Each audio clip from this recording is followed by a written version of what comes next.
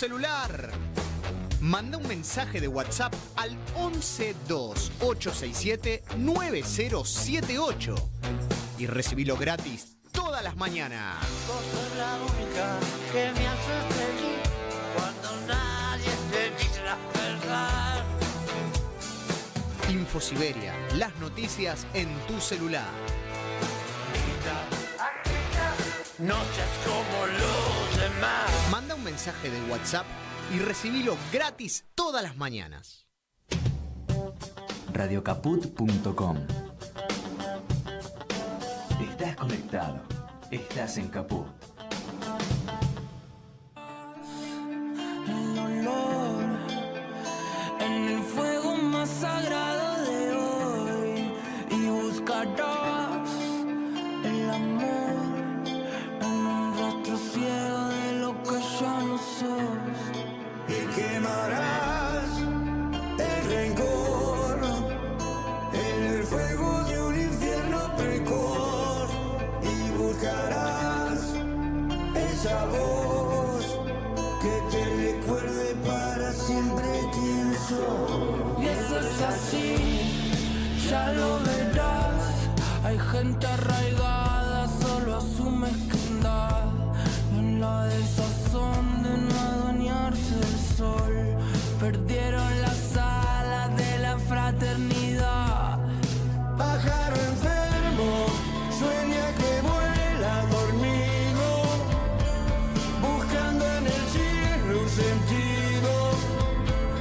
La nube le hacen de nido fractal, donde cantará. Voces y contexto. Un concepto expansivo. Todas las voces, todas. También la tuya. Un programa que no te deja tranquilo. Un programa que no se queda quieto. Voces y contexto. Todas las voces, todas en Caput. Buenas tardes, amigos, aquí estamos en otra emisión de Voces y Contexto en la tarde de Radio Caput desde el estudio Chicha Mariani con una querida visita. Ustedes ya lo conocen, bueno, porque ya estuvo en Radio Caput y porque seguramente habrán visto sus obras. Estamos hoy con Guillermo Parodi. ¿Cómo estás, Guillermo? ¿Cómo te va? Contento de estar acá y es una alegría enorme. Para nosotros también, hoy está aquí Martín, también desde el otro lado del vidrio, que va a escuchar todo lo que hablamos. Y le contamos a nuestros amigos que, bueno, Guillermo es director, es dramaturgo, es actor, es docente y es gestor cultural. Que esa es una faceta sumamente interesante de la cual vamos a hablar después. Bueno. Y yo le comento a los oyentes que él no solamente es el responsable de Pajarita, digamos en los últimos tiempos, de Pajarita y Mandinga en la Capilla del Diablo, sino que hace poco estrenó en Buenos Aires, ya se había estrenado en La Plata, País de Nunca. Ajedrez. Fantástico.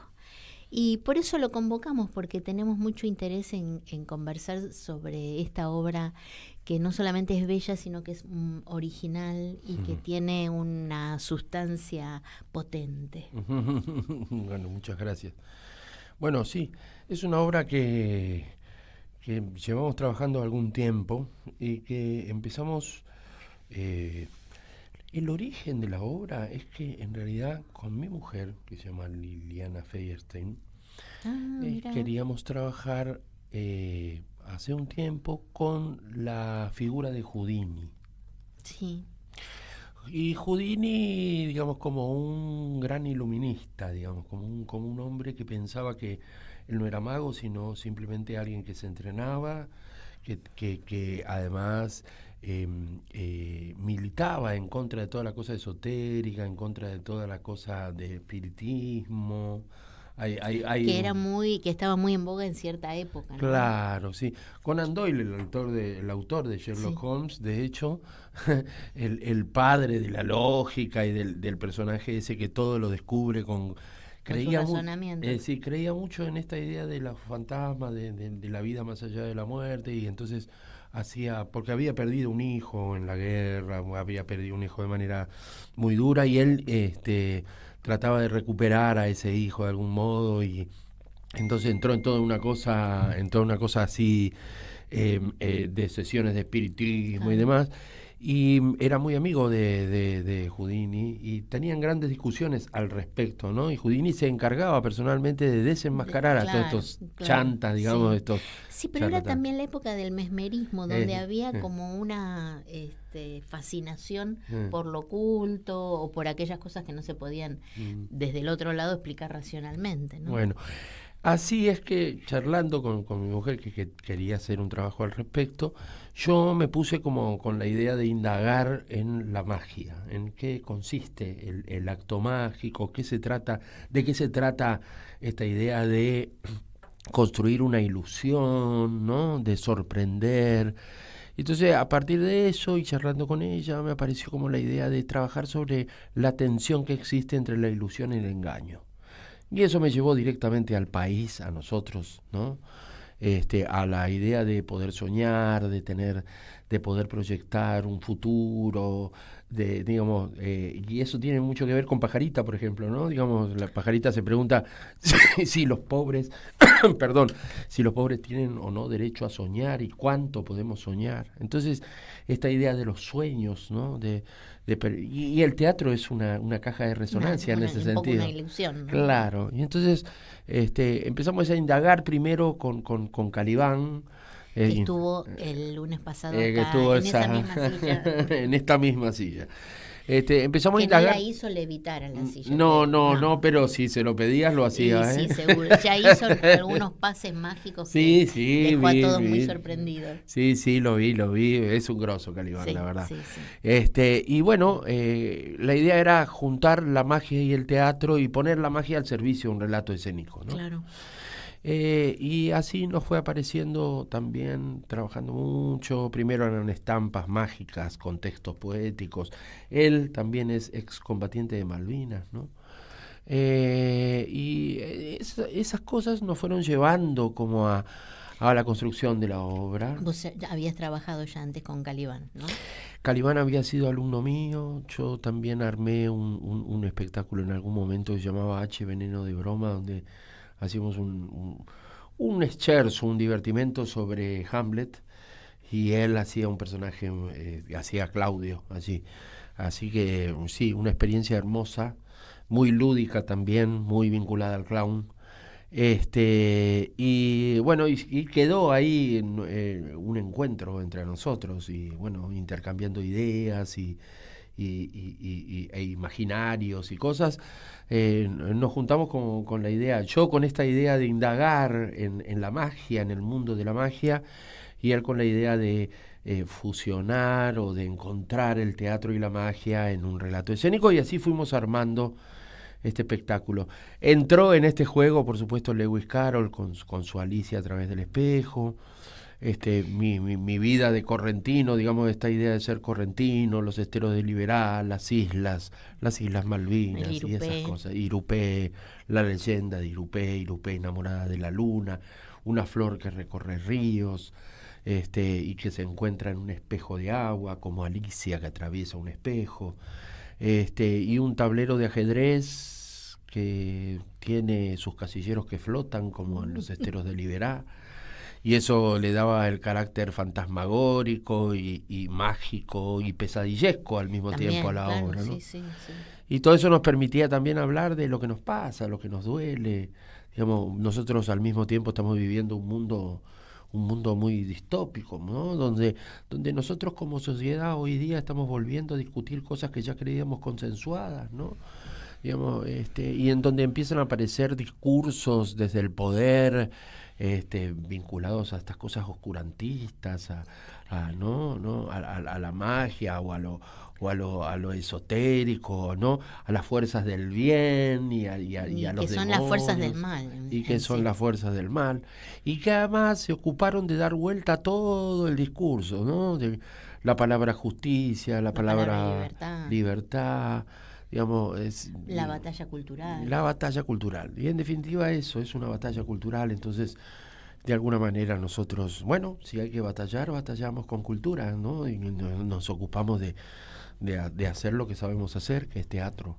y que es poesía, y que es mirarnos en un prisma o en un espejo que nos devuelve una mirada de nosotros mismos, en donde estamos dados vuelta y que tenemos que encontrar, como en el ajedrez, una estrategia para llegar al final del tablero, ¿no? Del casillero, de la partida. Yo no voy a espolear, obviamente, pero esa estrategia se pone en funcionamiento con una alta efectividad. La obra. Bueno, muchas gracias. ¿No? Después charlaremos, bueno, dale. le pedimos a nuestros oyentes que vayan a verla y realmente es una obra maestra en cuanto a todo esto que dice Guillermo y, ¿cómo decir? El residuo, la síntesis, el residuo en el mejor sentido, en el sustrato, ¿no? Que deja la obra. Porque no es solo una bella fantasía. Hay una propuesta que excede bastante más allá. Bueno, desde mi punto de vista, bueno, ¿no? Claro. Primero que nada, muchas gracias por eso. Digamos, nosotros en un intento de hacer aquello que nos conmueve, aquello que nos interpela, aquello que nos importa, es que nos ponemos a trabajar como grupo también, desde Pajarita, Mandinga y es ahora País de Nunca. Siempre la tarea es preguntarse, ¿no? ¿Por qué uno hace las cosas? ¿Para qué uno las hace? Que importen, que siempre buscamos en aquello que hacemos, esto que tiene que ver con que el espectador viva una experiencia estética y que se vaya a su casa después de que terminó la obra, porque la obra para nosotros termina después, termina cuando estás en tu casa, ya comiendo, ¿no? Sí, y comentando y asociando y preguntándote. Para mí la obra sigue hasta que llego a la parada del colectivo, por ejemplo, ¿no? Me voy caminando pensando. Claro, un poco esa es la idea, ¿no? Digamos, no es solamente contar una historia, sino también eso, vivir una experiencia estética que te conmueva, que te interpele, en la medida en que podamos, qué sé yo, es una voluntad, no sé si lo logramos o no. Vos sabés que sí. Vos sabés que sí, porque ese Teatro del Pueblo, yo, no sé, yo he visto y he recogido muchos comentarios, incluso de los espectadores cuando salen de ver este u otros espectáculos y se produce, me parece a mí, como algo más que ir a ver una obra de teatro. Bueno, sí, el Teatro del Pueblo. Y ustedes lo ven, lo vibran, lo viven eso, ¿no? Sí, la verdad que sí. Y el Teatro del Pueblo siempre es una casa generosa. Porque, como yo digo siempre, es nuestro teatro. Es nuestro teatro. Sí, yo no concibo ya a esta altura del campeonato un estreno que no sea ahí, porque es nuestra casa, digamos, es el primer teatro independiente en toda Latinoamérica, tiene una enorme historia. Una historia maravillosa, ¿no? Sí. Y sentirse parte de eso, acompañando eso que es el teatro independiente, poder participar de eso es realmente hermoso, es un honor, es una alegría enorme. Y una voluntad también de intentar aportar aquello que uno investiga o se pregunta o sueña o también. Sueña. Sí, además que yo observo que en tus obras, además de estar tu sello característico, creo que también es una construcción colectiva, es el grupo, ¿no? Porque uno como espectador siente que ahí hay algo más que un elenco que va a hacer la obra los sábados a las 5 de la tarde. Eso se respira, ¿no? Desde cómo reciben a los espectadores, uno se da cuenta de esa dinámica, incluso también afectiva que circula entre ellos. Y eso es muy lindo, y eso me parece que es creo yo, como uno de los secretos, no sé si del éxito en términos comunes, ¿no? Pero sí me parece que es un poco el producto, es lo que el espectador recibe como una obra mucho más completa y compleja. Bueno, un poco la idea, siempre yo tuve la idea de generar porque uno puede profundizar con un equipo que viene repitiendo, trabajando, uno puede encontrar un lenguaje.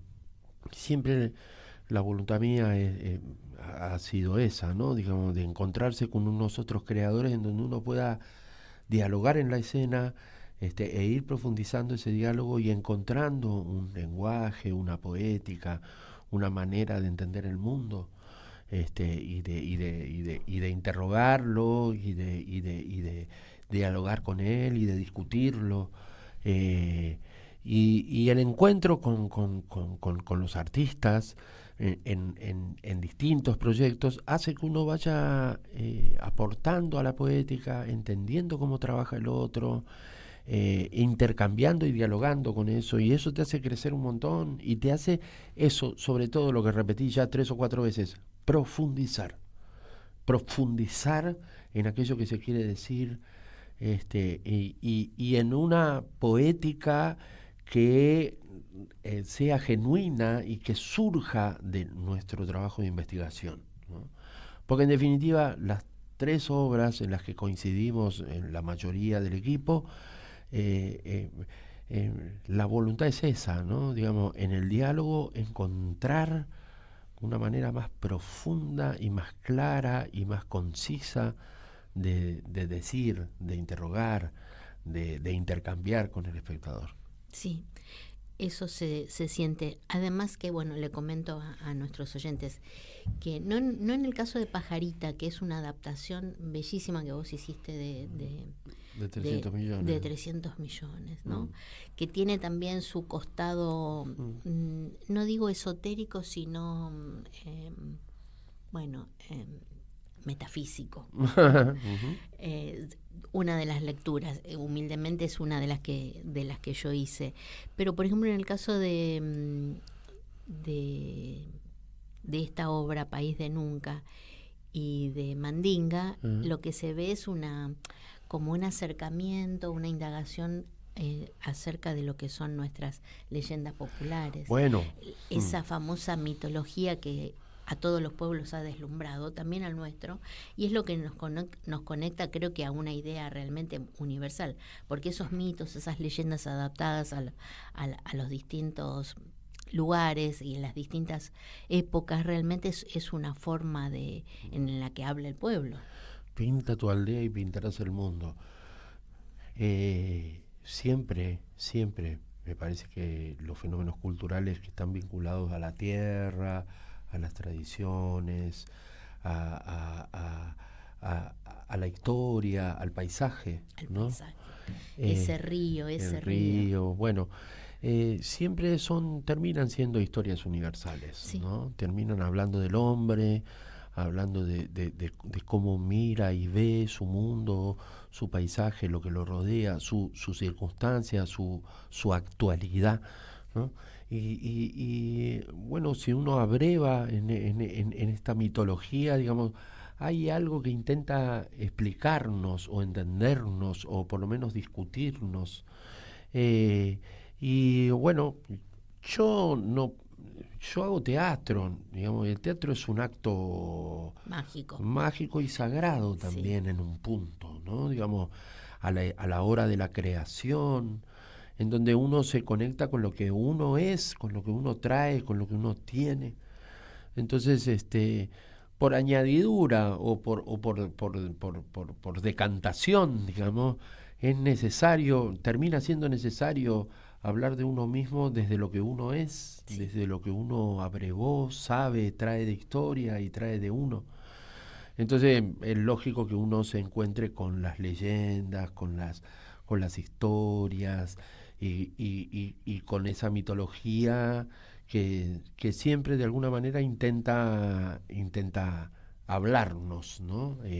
Como en Ajedrez Fantástico, la idea del espejo, ¿no? Un espejo que nos mira, sí, ¿no? Un reflejo que nos devuelve algo de nosotros que a veces uno no quiere ver, sí, ¿no? O está imposibilitado de ver. El teatro es eso, ¿no? Es ese umbral en donde uno se mira a sí mismo, ¿no? Mirando otros mundos, mirando otras historias, uno se mira a sí mismo. Y ese espejo devuelve algo de nosotros que nos permite, tal vez, cuando volvemos a casa, por un ratito ser mejores personas. Sí, y no sé, al menos a mí me pasa que yo descubro cosas mías que desconocí ese momento, o reviso, entre comillas, algún sentimiento que no lo tenía tan claro, ¿no? O algo está ahí. Bueno, pasa mucho para el espectador. Hay una cuestión, entre comillas, conflictiva, cuando uno no le gusta mucho la obra. Bueno, pero sucede, eso es bárbaro, ¿eh? Sucede. Sí, claro. Bueno, porque a mí me ha pasado, bueno, se lo dije al actor, pero no te voy a decir quién es, que me sentí tan incómoda, yo me quería ir, no quería seguir estando allí, ¿viste? E incluso es un actor que yo conozco y no me quedé a saludarlo, no sé, me quería ir. Claro, y pasó un tiempo, la cinta de Kraft, la última cinta de Kraft. Claro, y después me di cuenta que la actuación fue tan genial que yo sentí esa incomodidad que me transmitía el personaje, la obra, la historia, ¿no? Así que bueno, ojo cuando la obra no nos gusta, prestemos más atención. Hay que prestar atención. Pero bueno, no es este el caso. Esta obra yo creo que gusta y va a gustar muchísimo porque tiene además también como varios niveles, está hablando de distintas cosas en distintos niveles de profundidad y de interrogación, porque tiene este aspecto que vos decís del espejo. Está también me parece a mí como esta perplejidad de Irupé, y bueno, y esos personajes en espejo, que ella tiene un personaje en espejo que es encantadora, esa actriz, es ¿no? divina, es divina. Muy. Sí. Y bueno, y Lucía, que hace el rol de Irupé, tiene una voz tan dulce, ¿no? Tiene una voz y una presencia y una calidad interpretativa, ¿no? Además de que, bueno, es muy joven y tiene mucha experiencia y transmite muy bien desde el candor una cosa más profunda, y con ese personaje, ese personaje en espejo. Y después está la música en escena, que es un componente. Bueno, en otras obras tuyas también pasa eso, ¿no? Y le da como no sé, como un plus que va más allá de lo emotivo, ¿no? Está el sentimiento, está otro tipo de vocaciones, y creo yo que se mueven otras sintonías, ¿no? A través de esa música. ¿Quiénes son los músicos? Juan Pablo Martini. Juan Pablo Martini es un músico con el que yo vengo trabajando hace ya muchos años. Antes de Pajarita incluso. Hemos hecho muchas cosas juntos. Y hemos ido encontrando un diálogo muy intenso y muy preciso también, ¿no? Juan Pablo, antes de que yo piense en algo, él ya lo está componiendo. Inquietante. Sí, inquietante. Inquietante y maravilloso. En el mejor sentido del término. Sí. Bueno, y ahí tenemos a... ahora no me voy a acordar los nombres. Nosotros... No traje el flyer, pero bueno. El maestro bandoneonista, Lastra, y el percusionista... bueno, no me voy a acordar ahora el nombre. Pero bueno, los tres son integrantes de un trío que se llama Matar un Tigre, que vienen haciendo cosas de tango y folclore. Y bueno... y están en vivo, dialogando con la escena. A mí siempre la escena, la música en vivo me parece es como un actor más. En este caso, más que en ninguna otra obra, digamos, porque está muy presente la música, mucho las canciones, y de alguna manera son la atmósfera que se respira en toda la obra. Van de alguna manera describiendo la tensión dramática que se va generando en la medida en que la pesadilla se va desarrollando y se va tensando. Juan Pablo, bueno, es un gran músico. La canción que le da nombre a la obra sería la única cosa que no es de Juan Pablo, sino que es de mi vieja. Es una que le da nombre a la obra, País de Nunca. Es una letra incluso que yo escribí cuando era muy chico. Tenía unos 9 años, me llevaron a ver Peter Pan, no me gustó, me enojé un montón. Entonces mi madre me escribió una canción que se llamaba País de Siempre. Y yo, aún enojado, le contesté con un texto que se llamaba País de Nunca, al que mi madre también le puso música luego. Y durante muchos años, allá en Corrientes, ella, en sus recitales, llegaba un momento en el que, bueno, relataba esta anécdota y cantaba las dos canciones, País de Siempre y País de Nunca. Esas canciones quedaron en el olvido hasta que me encontré de vuelta con esta obra, y entonces, por decantación, por añadidura, porque era necesario, la obra, de alguna manera, si te descuidas, toda la letra relata la peripecia de Lupe. Claro. Así que, nada, los planetas se alinearon, todas las fichas cayeron donde tenían que caer, y tenía que ser eso, ¿no? Así que ahí la incorporamos. Guillermo, ¿y se puedo encontrar la letra de la canción, el texto de la canción? Lo vas a encontrar porque ya lo subimos todo a Spotify. Ah, qué bueno. Toda la banda sonora grabada, las canciones con sus letras y demás, están subidas a Spotify. Y por supuesto, si te las acerco yo, no hay problema. ¿Con qué búsqueda hago de Spotify? Y País de Nunca. País de Nunca. País Perfecto. de Nunca. O sea, este es un dato valioso, muy valioso. Porque no es solamente ir y estar una hora viendo la obra. Esto sigue permeando y sigue generando, no sé, no es muy lindo la expresión, masa crítica. Masa crítica. ¿No? Sí. Necesitamos. Bueno, después tenemos que mencionar al querido Marcelo El Pelado. El Pelado Rodríguez. Un grosso. Un gran actor. Y persona, ¿no? Y gran persona. Y tiene un papel un poco complejo. Complejo, sí. Y difícil desde lo físico, pero un personaje, no sé, como una especie de raro arlequín. Bueno, sí, para mí es como el poeta, el filósofo, el intelectual, si querés, en este sistema, de este mundo distópico, que está atrapado también por el mundo distópico, es parte de todo eso, pero al mismo tiempo tiene una sensibilidad, él descubre en Irupé algo que lo esperanza, ¿no? Y hay una expresión en uno de los momentos, digamos, no exactamente en el final, pero antes del desenlace, donde eso se percibe, que él fue, él comprendió y que algo en él se transformó, ¿no? Sí, y dice, él dice en un momento dado: ¿a qué justicia apelaremos para desenmascarar a nuestros brujos, reinas tuertas y ñomos crueles, ¿no? Y que le da una impotencia tremenda, un mundo tan trastocado y que solo puede patalear y gritar y llorar, que en definitiva a mí me parece que la clase intelectual, digamos, de nuestro país se encuentra en esta situación en la que estamos de vuelta discutiendo cosas que ya teníamos cerradas, ¿no? Si son 30.000 o no son 30.000 los desaparecidos, qué significa la palabra libre, qué significa la palabra justicia, qué significa, ¿no?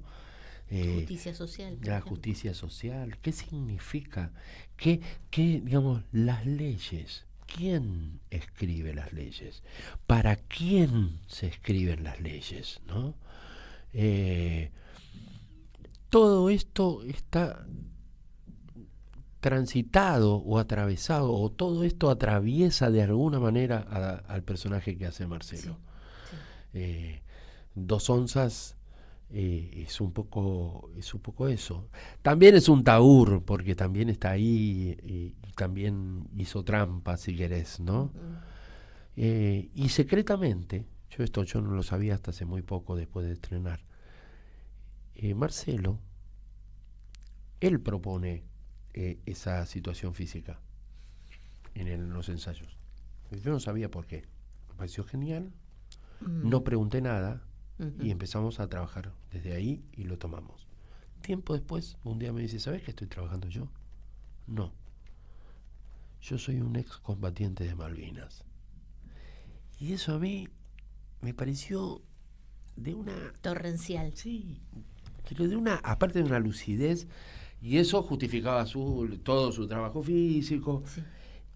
y lo coloca en un lugar muy, muy... A mí te lo estoy contando y se me pone la piel de Sí. pollo, porque colocó la obra, a él Sí, lo colocó en un lugar muy, muy, Muy- sensible, muy difícil. Y muy difícil. Sí. Y realmente lo hace muy bien. Y esa transición que va haciendo Dos Onzas hasta que termina siendo ayudante de la protagonista, toda esa transformación es hermosa. Y lo hace con pequeños gestos, Sí, en pequeñas situaciones. Sí, yo diría que hay que observar, un gran trabajo de observación en esta obra. Y el caso de Marcelo, bueno, yo lo percibí, yo fui creo que al estreno acá, Sí. y es algo que como que no pasa desapercibido, ¿viste? Y espero ir otra vez a verla y reforzar algunos detalles. Y después está, bueno, que como es combatiente también Calibán, ¿no? Ahí se han encontrado Bueno, estos Calibán es nuestro excombatiente de alguna manera. La obra también homenajea algo de eso, ¿no? Al principio hay un monólogo que dice Épure, la doble de Irupé, Sí. que habla, ¿no? de ese soldadito en una trinchera inundada, ¿no? Temblando de miedo, y ahí tratando de plantar una bandera en una tierra, en una lejana isla, ¿no? Porque y ahí también entonces el soldadito está solo, está aislado. Y eso me lleva a pensar en que hoy nosotros todos estamos aislados, Sí. ¿no? Que la única salida es encontrarse con otros, con lo colectivo, ¿no? Y eso un poco intentamos proponer cuando hacemos la obra. Sabemos todos que el teatro no resuelve nada, no, es solo poesía y termina cuando termina la obra y es efímero. Pero algo en nuestras almas por ahí puede quedar, ¿no? Sí, sí, bueno, y el final de País de Nunca me parece que para mí es como un testimonio de otra cosa. Después está el otro personaje. El Ñomo. El Ñomo, sí. Bueno, Guillermo Flores. El Ñomo es como una especie de aprendiz de brujo, pero al mismo tiempo, como dice la canción, es un Ñomo cruel, ¿no? De alguna manera es quien, si se quiere, como dice la canción, se roba la infancia, ¿no? Digamos, la infancia de Irupé, o la inocencia o el candor de Irupé. De alguna manera, ese monstruo que es el Ñomo cruel está ahí manejándola, por momentos la maneja, la domina, la lleva, le pone el chaleco de fuerza, Sí. la aprisiona, la sujeta, ¿no? Con esta idea de sujetar, ¿no? Estamos todos sujetos a leyes, a normas, a lo que está bien, a lo que está mal, ¿no? Estamos sujetados, no podemos decir, no Y podemos estamos discutir. sujetados al desprecio y al maltrato. Al maltrato. Hoy que nuestros dirigentes, nuestros representantes nos maltratan, ¿no? Con Diariamente, micrófono diariamente, ¿no? En la televisión, en la radio, en todos lados, en los discursos, en el Congreso, ¿no? Digamos, nuestros líderes, nuestros representantes nos maltratan. Realmente estamos en un mundo al revés, ¿no? Y bueno, por lo menos está bueno saberlo, pensarlo, decirlo, denunciarlo, transitarlo y encontrarnos en lo colectivo que es el hecho escénico, el Y teatro. hacerlo consciente. Sí, Muy sí, consciente. sí, hacerlo presente, tal vez para después poner en acto, ¿no? Alguna cosa. Ya veremos, quizás en las urnas, quizás, ¿no? Porque solo nosotros somos los capaces, ¿no? Hay algo que sugiere la obra, somos todos peones, pero tal vez podremos ser otra cosa, ¿eh? Si encontramos, como se dice en otro momento, ¿no? Las amigas o las enemigas, si sabemos diferenciarlas y encontrarnos con aquellos que nos van a ayudar a construir colectivamente, ¿no? Yo creo que por eso, digamos, ya que hablábamos del instituto al principio, estos gobiernos lo que intentan es destruir aquello que defiende o que transita lo colectivo como el Instituto Nacional del Teatro, ¿no? Que es la ley más federal que yo conozca, una ley en donde que es comunitaria y que se sientan en una mesa representantes de todas las regiones del país y discuten cómo se van a hacer las políticas, cómo se van a distribuir los dineros, cómo se van a rendir esos dineros. Yo creo, digamos, el decreto 345, repudio aquí en este acto, ese decreto que debiera ser derogado, quitado del mapa, porque el Instituto Nacional de Teatro, como otras instituciones que son orgullo nacional, han desarrollado la actividad teatral exponencialmente, dándole trabajo a muchísima gente a lo largo y a lo ancho de todo el país. Y vos sabés que observo, Guillermo, como espectadora, ¿no? Que, bueno, observo por un lado y le pongo al lado mi deseo, que creo que en todas las funciones se tendría que hacer mención a esto, en todas, públicamente. Sí, coincido. Sí, porque no sé cuáles serán las ideologías, pero el hecho de estar haciendo teatro independiente es, digamos, estar directamente relacionado con ese instituto y con ese decreto, ¿no? Bueno, me parece que y yo la verdad que a veces lo lamento, realmente lo lamento, porque nada más es como un gran megáfono decirlo al final de la obra, donde están todos los espectadores y eso va... De alguna manera nosotros decimos, ahora empezamos a hablar directamente en la final de las funciones del decreto 345, pero siempre cuando terminamos la función, el pelado es quien toma la palabra siempre, y agradecemos nosotros, porque esta obra, País de Nunca, y Mandinga, La Capilla del Diablo, son dos producciones que salen también con presencia del Estado. Claro. Es decir, yo dirijo el Centro de Experimentación y Creación en el Centro Provincial de las Artes Teatro Argentino, en La Plata. Estas dos obras fueron posibles porque el Teatro Argentino, el TASEC, su Centro de Experimentación y Creación, los talleres de Teatro Argentino, hicieron posible escenografía, vestuario, le han puesto mucho trabajo a eso, toda la escenografía, todos los dispositivos mágicos de País de Nunca son producto y diseño del Teatro Argentino de La Plata y el Centro de Experimentación y Creación de ese teatro. Y eso es el Estado eficiente y presente, digamos, ¿no? Como lo era el Instituto Nacional de Teatro, que subvencionaba y acompañaba las salas y los grupos de teatro dándoles dinero en metálico para que pudieran producir de mejor manera.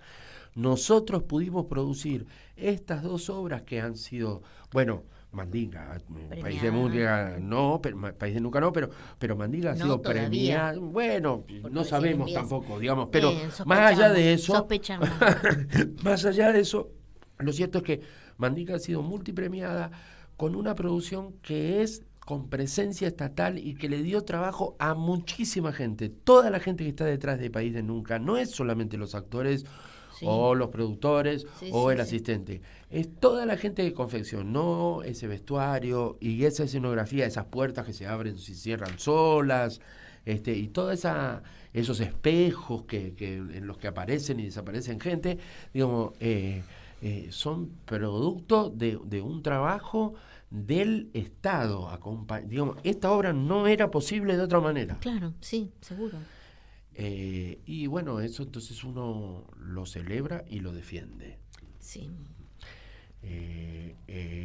El último, quizás los últimos bastiones que todavía nos quedan donde pudimos hacer estas cosas, ¿no? Digamos, en el que nosotros, los artistas independientes, en concatenación con el Estado, nos permitimos y nos colaboramos para poder producir contenido que hable de nosotros y que nos interpele y que nos ayude a pensarnos de maneras distintas, ¿no?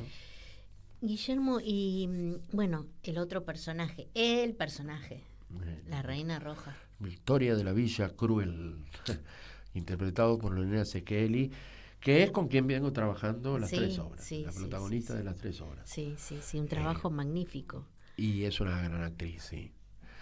Es una gran actriz. Debo decir que ya a esta altura del campeonato nos entendemos un montón, y ella propone desde un lugar muy lúdico y de una enorme generosidad, ¿no? Digamos, porque se arriesga también.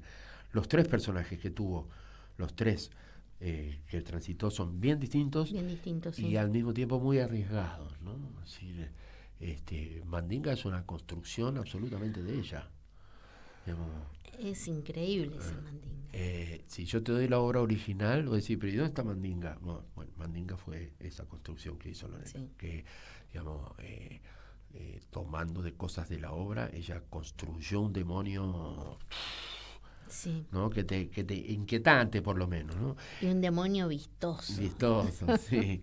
Y bueno, Lorena tiene eso, tiene esa capacidad de trabajar, de saltar emocionalmente de una cosa a la otra sin red, y con una enorme destreza, y sobre todo eso, reitero, la generosidad de Lorena para trabajar. La disciplina, la seriedad y la Sí. generosidad. Sí. Esos son 3 pilares. Sí. Y que yo agradezco, porque antes de que yo diga, ella ya está comprendiendo algo. Sí, de la además escena. que el espectador ve y siente una total entrega, consustanciación y Sí. compromiso con ese personaje, Sí, sí. y probablemente quizás con los elementos más sutiles que tiene ese personaje Sí. tan complejo, ¿no? Sí. Sí, Lorena es una actriz de una destreza enorme y de una sutileza en su trabajo muy grande. Porque es muy seria y porque es muy disciplinada. Sí, La sí, tenés sí. que ver, la tenés que ver trabajando en los ensayos. Realmente esa capacidad de proponer y de arriesgarse, ¿sabes? ¿Sabes qué también le agradezco yo a Lorena? Que ella, cuando entra a escena, la obra tiene un color distinto, digamos, como Sí. que brota algo, ¿no? Sí. Y además, una cosa que como director yo le agradezco es que ella siempre se sabe parar, siempre sabe ocupar el escenario en el lugar exacto, para la palabra exacta y para el acto exacto.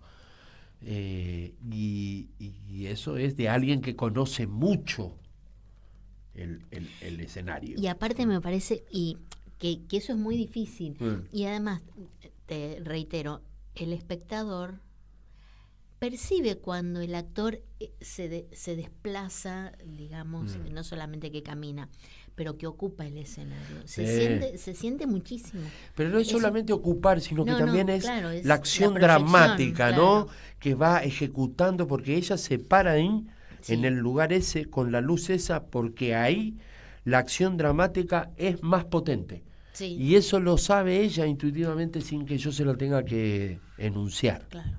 Porque generalmente el director está para eso, porque ves de afuera y puedes decir, bueno, acá esto, la luz, te paras así, este gesto, te pones de espalda o haces tal cosa, y eso sintetiza por ahí alguna acción o alguna situación que uno quiere resaltar. Lorena lo adivina antes y lo hace sola, Claro, lo sabe. ¿no? Sin necesidad de que uno ande atrás indicándole cosas. Claro, y me parece que eso también, esa forma de trabajar, creo, le da, entre comillas, el color al resto de los personajes, ¿no? Al resto Bueno, de los personajes y de los actores, eventualmente, ¿no? Ella inmediatamente construyó sistema cuando entró a escena, Claro. el primer ensayo ya. Constituyó un sistema con sus secuaces, digamos, ¿no? Y fue construyendo ese mundo que funciona a su imagen y semejanza, ¿no? A su medida. El personaje además maneja la escena. Ella podría, si quisiera, y lo sabe perfectamente, y todavía no lo hizo, pero seguramente lo hará, puede detener la obra y hablarle directamente, sin tapujo, al maquinista, a los músicos y a los propios espectadores, cambiando aquello que ella crea que tenga que cambiar en escena, ¿no? Digamos,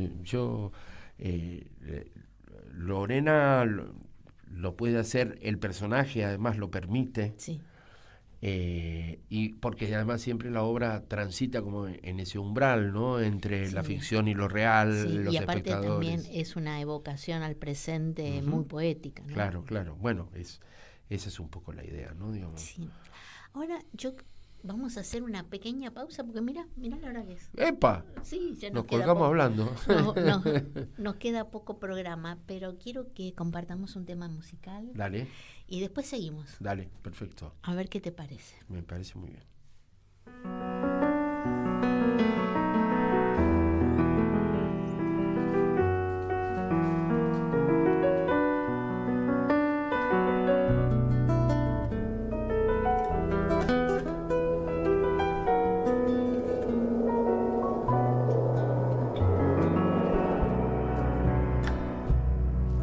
Sangre del ceibal que se vuelve flor. Yo no sé por qué hoy me hiere más tu señal de amor. Yo no sé por qué hoy me hiere más tu señal de amor. Samba quiero oír al atardecer, capullo de luz que quiere ser sol y no puede ser. Capullo de luz que quiere ser sol y no puede ser. Ay, tristecita, tristecita igual que llovizna azul murmurándole al cañaveral. Que llovizna azul murmurándole al cañaveral.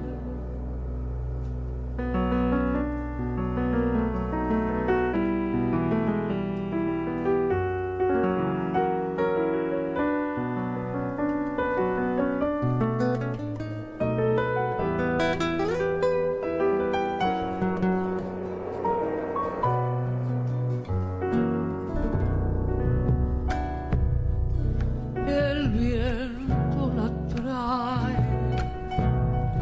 se la lleva el sol.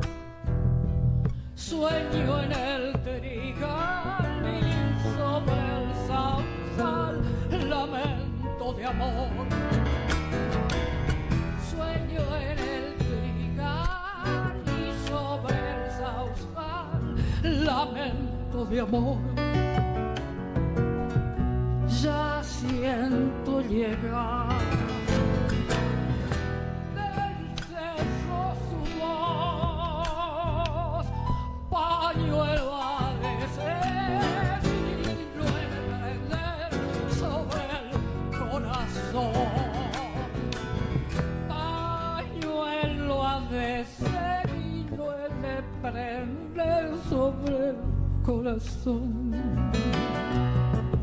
Ay, tristecita, tristecita igual que llovizna azul murmurándole al cañaveral. Que llovizna azul murmurándole al cañaveral. Bueno, habrán disfrutado los oyentes como nosotros aquí con esta hermosísima versión de La Tristecita de Ariel Ramírez en la voz de Teresa Parodi. Nos ponemos de pie. Y en el piano Facundo Ramírez. Que no podía fallar nada y todo es perfecto. Todo es perfecto. Todo es Sí. tope de gama. Tope de gama, sí, la mamá. La Una mamá grosa. y el hijo de Y el hijo de y el Ariel hijo de Ramírez. Ariel. Ay, que es un músico tan potente. Sí, actor y director también. Y un gran director, y actor, sí. Así que bueno, acá le comentamos a nuestros oyentes que nos faltan 9 minutos, apenas 9 minutos para llegar al fin del programa. Y teníamos algo pendiente, Guillermo. Me gustaría que habláramos, que vos hablaras. Yo te pregunto y vos hablás. Está bueno eso. Con respecto a tu experiencia como gestor cultural, en este contexto tan complejo. Uno dice tan complejo y es como un adjetivo muy poco comprometido. Yo usaría otro adjetivo. Yo también. Yo también. Es un complejo momento de mierda. Está muy bien ahí. Sí. Gestionar en estos tiempos es difícil, muy difícil. Es remar en dulce de leche muchas veces. Pero al mismo tiempo en Provincia de Buenos Aires, en ese subsuelo de la patria, como le digo yo, porque estamos, el Centro de Experimentación y Creación funciona en el primer subsuelo del Teatro Argentino, que es un subsuelo realmente, un subsuelo fabril, un subsuelo un poco desalineado, un subsuelo, ¿no? En donde uno guarda las cosas en el subsuelo. Pero ese subsuelo es un taller y laboratorio. Claro, es un caldo de cultivo. Es ahí, nos dieron una pequeña trinchera donde pelearla.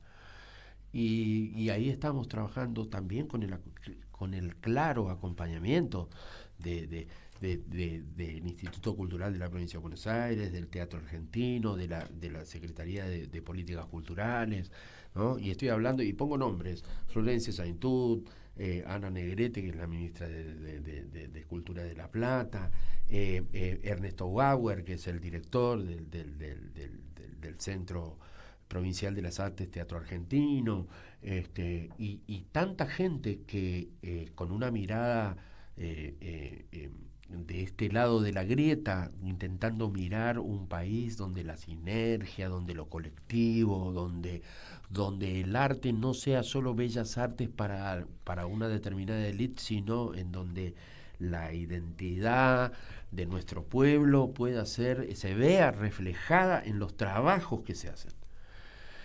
Entonces, al mismo tiempo que es difícil, para nosotros es una de las mejores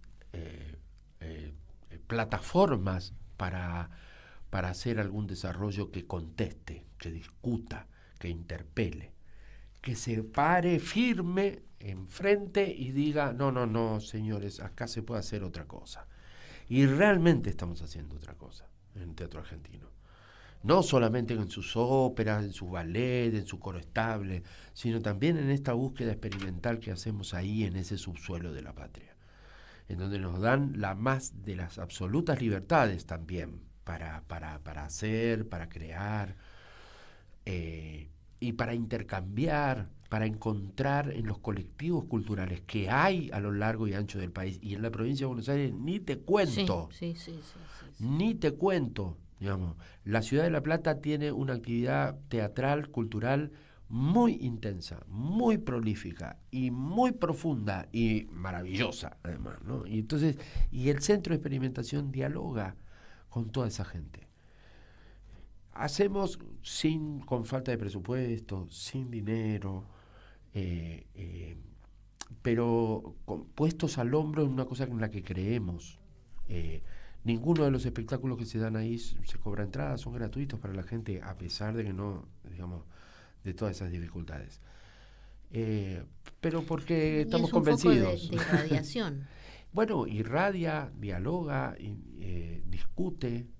El Centro de Experimentación en la ciudad de La Plata es no por mi gestión, sino por las gestiones anteriores. Sí. Es una usina. Es una usina artística, digamos. La gestión en la que yo estoy, simplemente continuamos con una tradición y lo único que hicimos fue tomar más profundamente lo que estaba sucediendo ya en la provincia de Buenos Aires con sus creadores. Claro. Y lo único que había que hacer es darle un escenario, luces, cierta infraestructura para que pudieran desarrollar y que se vea, ¿no? Y realmente genera poética, ¿no? genera lenguajes. Sí. Por eso digo que es usina, porque vienen los artistas y hacen propuestas que son novedosas. Sí, ¿no? sí. No hace mucho estábamos haciendo una cosa muy hermosa que se llamaba nanóperas, que eran óperas breves, con la idea de nano, ¿no? Con el concepto científico de nano. Entonces eran 9 óperas de 5 o 10 minutos, en la que participaban montones de cantantes, bailarines, regisseurs, músicos de diversas, de cuerdas, vientos, ¿no? Directores musicales, compositores. Y fue una experiencia con la agrupación Barbados, que es una agrupación independiente que se dedica a la ópera. Y con el Teatro Argentino hicimos el año pasado esa experiencia que para mí fue un hito en un momento dado en el centro de experimentación. Yo desde la gestión, habiendo dirigido el Instituto Nacional de Teatro, habiendo conocido también el país teatral, claro, habiendo visto todo lo que se produce. ¿En qué años estuviste? Estuve entre el 2011 y el 2015, el último gobierno de Cristina. Es un privilegio, la verdad, haber estado ahí, haber conocido cómo funciona la ley comunitaria, que es la ley federal, la 24800, que crea el Instituto Nacional de Teatro. Porque además, he recorrido festivales, fiestas provinciales, fiestas regionales, fiestas nacionales, en donde todas las provincias, todos los pueblitos tienen la posibilidad de acceder al teatro, pero además acceder al teatro que se hace en su lugar, claro, dándole desarrollo al teatro que se hace en su lugar, dándole la infraestructura a las salas de teatro independiente que están en el lugar. Y te hablo de Salta, de Jujuy, de Corrientes, de Catamarca, de Santiago del Estero, el país entero. Sí. A mí lo único que me faltó, que estuve a un tris así en la fiesta, en el Circuito Nacional de Teatro, es de incorporar una de las plazas que nos faltaba, que era la Antártida. Estuvimos a un tris. Bueno, para la próxima gestión. Sí. Pero hacíamos un Circuito Nacional de Teatro que eran 25 festivales funcionando simultáneamente en 6 semanas. Recorríamos 40.000 kilómetros de rutas argentinas con 700 artistas y otro tanto, casi el mismo número, de productores, escenógrafos, iluminadores, agentes de prensa. Una gran movida, digamos, en todo el país, irradiando además en los festivales que se hacían en ciertas ciudades, irradiando alrededor, claro, en un convenio con el Ministerio de Educación, que llevábamos las aulas y las salas rodantes que se inflaban, eran inflables, y hacíamos espectáculos ahí adentro. Recuerdo en Necochea, recuerdo también en Córdoba, recuerdo en Santiago del Estero, digamos, en muchos lugares de Mendoza, donde la cantidad de gente que asistía a esos encuentros, y la cantidad de actores, actrices, coreógrafos, escenógrafos. Una gran riqueza. Sí, de una gran riqueza. Digamos, nosotros en Buenos Aires hay compañías que ni sabemos que existen y que ni siquiera vienen a Buenos Aires para irse a otras partes del mundo. Digamos, que laburan en China, y no exagero, no exagero en lo más mínimo. Digamos, conozco más de una compañía teatral que no pasa por Buenos Aires y que sin embargo recorre Europa del Este, haciendo sus espectáculos, ¿no? Digamos, y eso es todo producción nacional, y eso se lo debemos a la ley 24.800 que el decreto 345 quiere destruir. Bueno, no pasarán. Y nos tenemos que despedir. Nos despedimos entonces. Porque ya es la hora. Las 17, miramos. Sí, qué puntualidad. Qué puntualidad.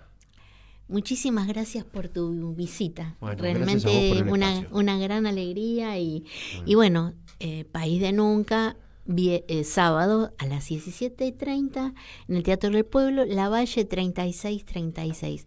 Hasta es amigable la dirección. Sí, viste, te acordás enseguida. Muchas gracias. Gracias a vos. Y hasta la semana próxima. Gracias. Voces y contexto. Todas las voces, todas. Un programa incorrectamente político. Llega a su fin por hoy. Hasta la semana próxima. En Caput Y la radio es pura imaginación. pasan cosas. Eve de Bonafini. Entonces nos imaginamos todo.